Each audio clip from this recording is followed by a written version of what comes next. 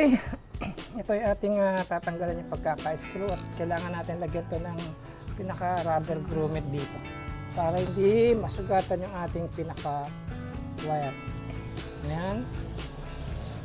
Kasi at atin nang lilinyahan to ng control panel para matapos at matesting na natin yung araw na to. Yan ang itsura niya. Magja-jumper pa tayo ng wire dyan.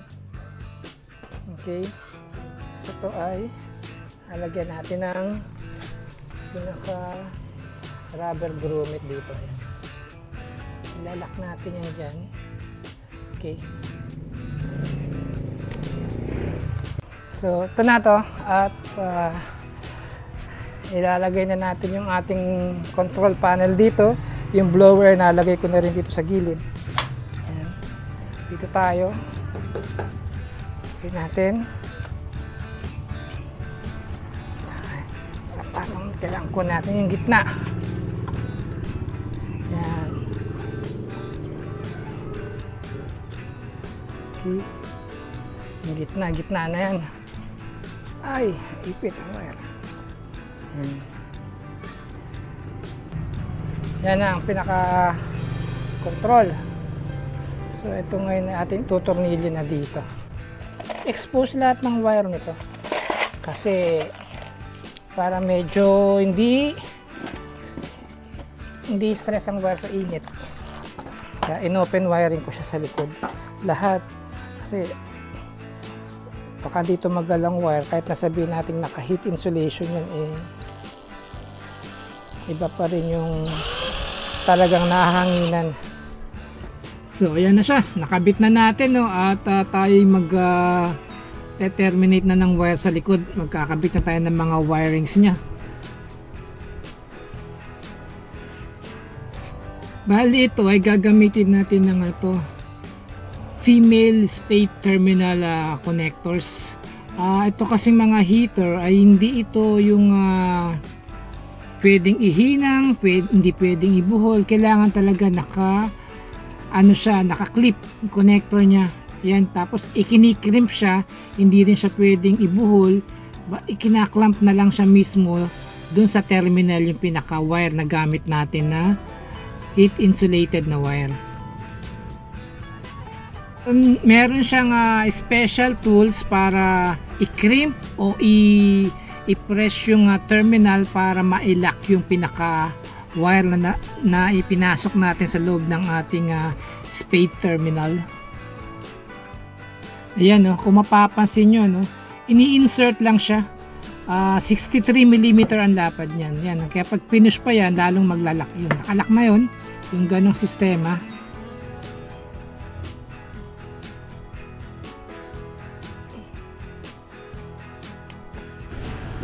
Ito at atin namang ikakabit yung ating terminal couple. Ibig sabihin na yung heat sensor niya ikakabit na natin sa loob ng oven.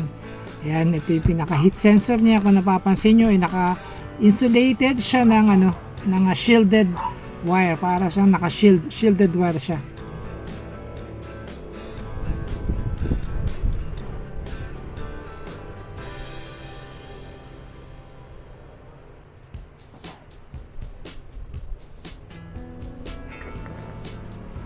Ito na yung ating pinaka-sensor i-mount natin siya mismo dito sa taas ng pinaka-oven, yung pinaka-ceiling ng loob ng oven. Doon natin siya i-fix yung pinaka-sensor na yan.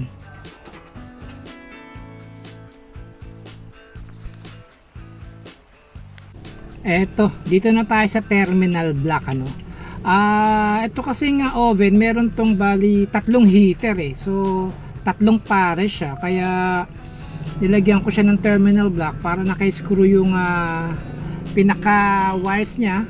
Sama-sama yung line 1 tsaka line 2. Magkakasama yung line 1, magkakasama yung line 2. Tapos yung pinaka output, pinaka kuryente yung papasok sa kanila ay dyan na magko-connect sa ating terminal block para walang buhol, walang dugtong, kundi screw type lahat. Ayan, ganyan siya.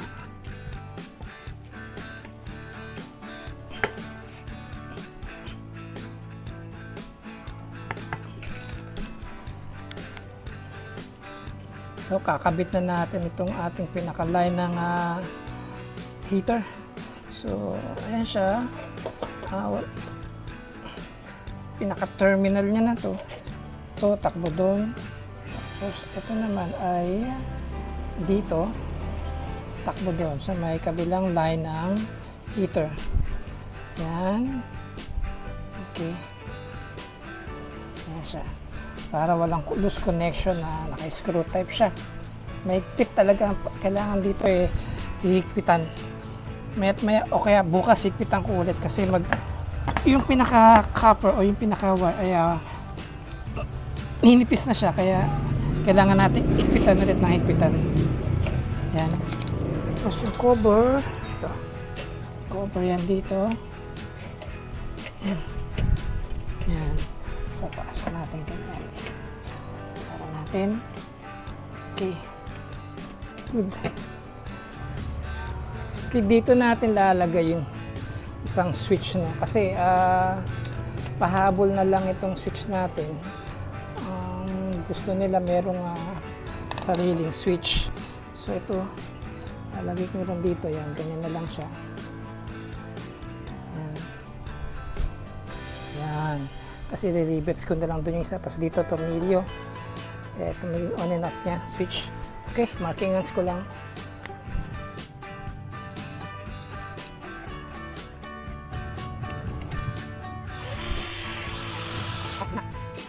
Okay, balik tayo dito sa gulong, no. Kinabitan ko na to ng gulong. Meron akong 4 na gulong dyan at tatry kong kinabit. Nung kinabit ko siya, hindi ko kasi akalain na ganito pala kabigat yung oven na to. Hindi kaya ng gulong na nilagay ko. So kaya ito, bumili ako ng bagong gulong, yung bakal na talaga. Tinanggal ko yung kinabit kong gulong. Kaya ito, kakabit natin ngayon para mas matibay at hindi nabebengkong. Kasi yung nilagay kong gulong malambot yung pinaka-yero niya. Yung pinaka-bakal ng gulong malambot. Kaya once na matungkod o makalsuan ng kaunti yung gulong ay hindi na, yupi na yung gulong.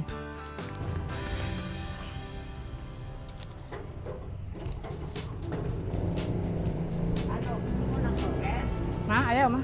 Ayaw. Halo. Ayaw. Busog. Ito, bali ang ginawa ko dito sa gulong ay hindi ko na siya winelding. Ang ginawa ko ay nilagyan ko na lang siya ng screw malaki na para siyang tech screw na magaspang na metal screw. Kaya ayan, hindi na kailangan pang welding. Naka-screw na lang siya at napakatibay naman. Makikita naman sa ang pagkapit niya ay talagang maganda. Lapat na lapat siya. Kaya yan, masusubukan natin mamaya yan. Ayan, oh, tibay na yan. Naka-screw na siya mismo. Hindi na siya magalaw-galaw. Okay. Eto, inabot na ako ng dilim ng gabi. Tinapos ko na itong 4 na gulong. At para bukas ay for testing na lang tayo. I-test run natin. Nakabit na lahat, na-install na lahat. Control panel, wire, heater, sensor, 4 na gulong. Yan, para bukas test run tayo. Malaman natin ang condition niya. Ayos, 4 na gulong. Tapos din.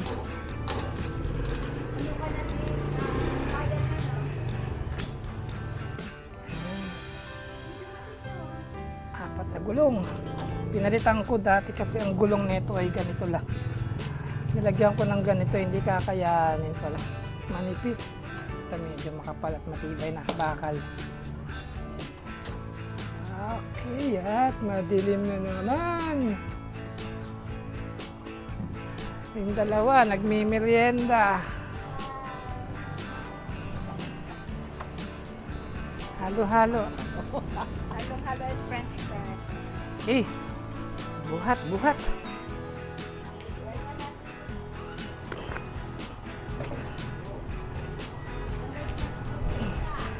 Yeah.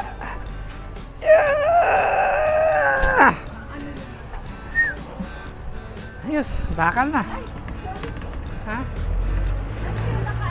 Ka-record.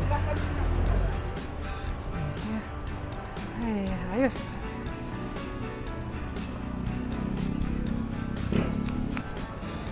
Okay, ligpit.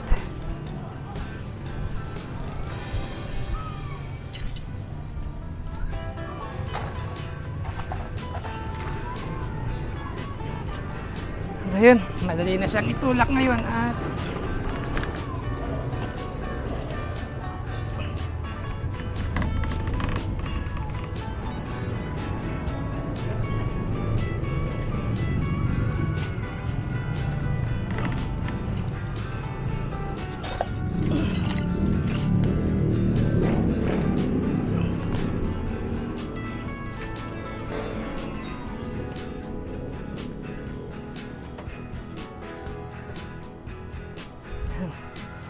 okay na muna yan, ganyan. Yes. Bukas ay atin na lang itong i-test run. Gabi na. Okay.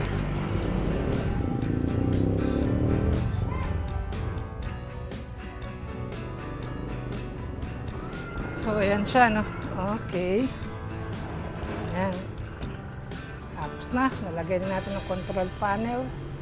Ayan. At yung wiring natin ay pumasok dito at lumabas dito.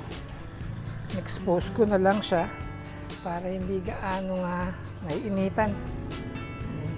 Pag ito, kahit ito pumasok ito, ayan na naman to. High temp naman tong wire na to.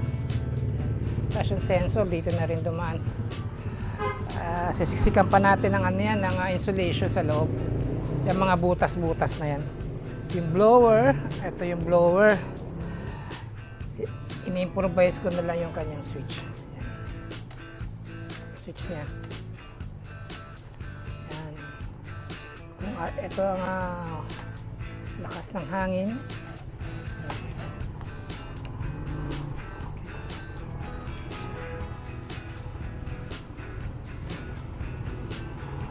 So yan ang nagawa natin ngayon. No? Na-finalize ko na yung kanyang panlabas. Bukas ay atin na lang itong i-test. Test run na.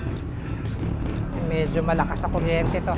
At parang dalawang plancha ang kanyang consumption. Kasi, ayan, dalawang heater sa loob. Madilim na pala. Hindi na makita. Teka. Ayan siya. Ayan siya. Dilim. Tapos yung sensor, nalagay ko na rin sa taas.